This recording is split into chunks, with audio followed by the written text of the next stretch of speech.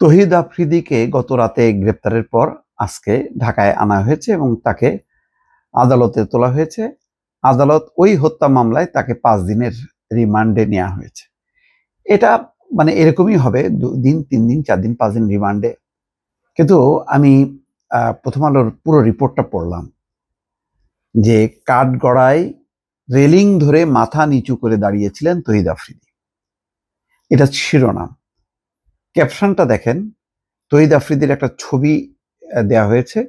সেই ছবি এবং ক্যাপশন পড়লে যে কারোরই মনে একটু দাগ কাটবে যে কি দরকার ছিল, মানে এত বাড়াবাড়ির দরকার কি, এমন কি অপরাধী সে, এটাই কিন্তু আপনার মনে প্রশ্ন জাগবে। আমি কিন্তু বারবার এই কথাটাই ভিডিওতে বলছিলাম যে এদের একটা সামাজিক পরিচিতি আছে, সুনাম আছে, মানে সুনাম বলতে আমি বলবো জনপ্রিয়তা আছে। আমি সুনাম বলাটা হয়তো ঠিক না, এক সময় তো সুনাম ছিল, সেই সুনামকে জনপ্রিয়তাকে পুঁজি করে তারা ক্ষমতার চর্চা করেছে, অপব্যবহার করেছে এবং এই আন্দোলনের পক্ষেরা আসেনি, বরং বিপক্ষে কাজ করেছে।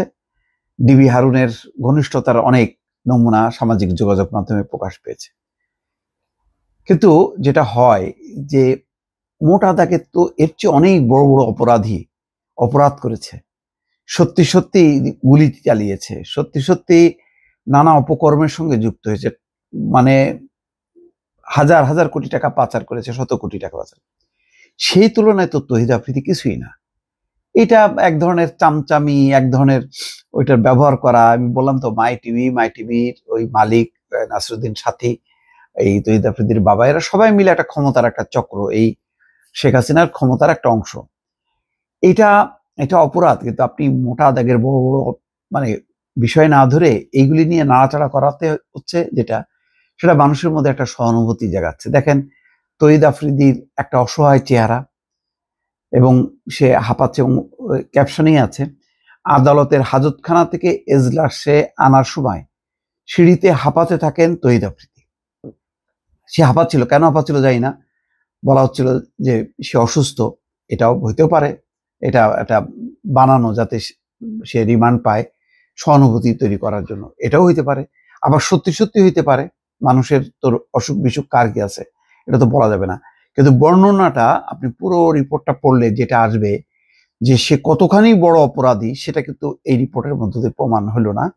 প্রমাণ যেটা হলো তার পুরো বর্ণনা, তাকে কিভাবে আনা হলো, পুলিশের হেলমেট, বুকে বুলেট প্রুফ জ্যাকেট, 2 হাত পেছনে নিয়ে হাত পরানো, তহিদ আফ্রিদিকে একটা সরু গলি দিয়ে হাজতখানা থেকে বের করে আনে পুলিশ। এই সময় তাকে ঘিরে ধরেন অন্তত 100 জন টিকটকার এবং ইউটিউবার ভিড় করেছে, যেহেতু সে একটা অত্যন্ত কি বলবো জনপ্রিয়, তার লক্ষ লক্ষ সাবস্ক্রাইবার বা ফলোয়ার আছে, তার কন্টেন্ট প্রচুর তরুণরা দেখে, তারা হয়তো ভিড় করছে বা তাকে নিয়ে হয়তো কন্টেন্ট বানালে এটা খাবে, সেই হিসাব করেও আসছে। এবং পুরো বর্ণনাতেও দেখা যাচ্ছে, যেটা বলা হচ্ছে যে প্রথমে তাকে নিচ থেকে সিঁড়ি দিয়ে হাঁটিয়ে দোতলায় আনা হয়, সিঁড়ির মাঝপথে আবারও হাঁপাতে থাকেন তহিদ আফ্রিদি। তখন তার 2 বাহু ধরে সিঁড়ি দিয়ে উপরে উঠাতে থাকে। দোতলায় আসার পর তিনি বেশ কিছুক্ষণ হাঁপাতে থাকেন, তখন পুলিশ সদস্যরা তার হাত কড়া এবং হেলমেট খুলে দেন। তখন তহিদ আফ্রিদি পুলিশের 2 বাহু জড়িয়ে ধরে সিঁড়ি ভেঙে উপরে আসতে থাকেন। পুরোটাই হলো একটা সহানুভূতি তৈরি করার মতন বর্ণনা বা কর্মকাণ্ড, যেটা হয়েছে সেটাই প্রথম আলো তুলে ধরেছে। প্রথম আলো বানায়নি, কিন্তু পুরো বর্ণনাটা এবং তার এই অবস্থাটা আসলে বলতে গেলে মানুষকে সহানুভূতি মানে যোগাবে। তার এই পরিস্থিতি বা এই অবস্থার, ওই যে বারবার মনে হইতে থাকবে যে কি দরকার ছিল, এগুলো কি সরকার বাড়াবাড়ি করছে না, এগুলি কোনো বড় বিষয়? বড় বড় অপরাধীরা দেশ ছেড়ে চলে গেছে, আর দেশে যারা আছে এখন এই সিসকে যেগুলি, সেগুলিকে ধরে ধরে কাহিনী বানানো, 1 বছর পর 5ই আগস্টের পর আরো 1 বছর পর এসে এখন মনে পড়তেছে যে সে হত্যা মামলার আসামি। যাক, 30 মিনিট ছিল আদালতে, সে সময় 2 পক্ষের মধ্যে যুক্তিতর্ক হয়, যুক্তিতর্কের পরে রিমান্ডে দিয়েছে এবং যথারীতি আবার সেই একইভাবে তাকে নিয়ে যাওয়া হয়।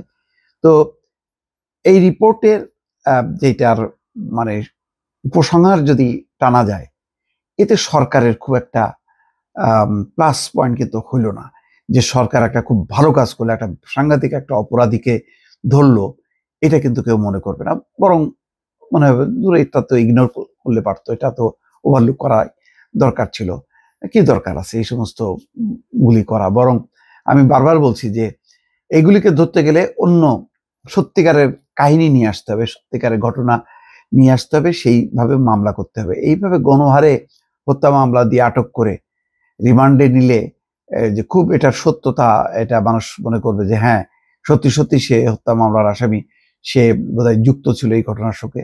বিষয়টা সেরকম না। এটাই বললাম যে এটা শ্রেণী বিভাজনটা করতে হবে। প্রচুর অপরাধী, আওয়ামী ফ্যাসিস্টদের সঙ্গে যুক্ত বহু মানুষ আছে।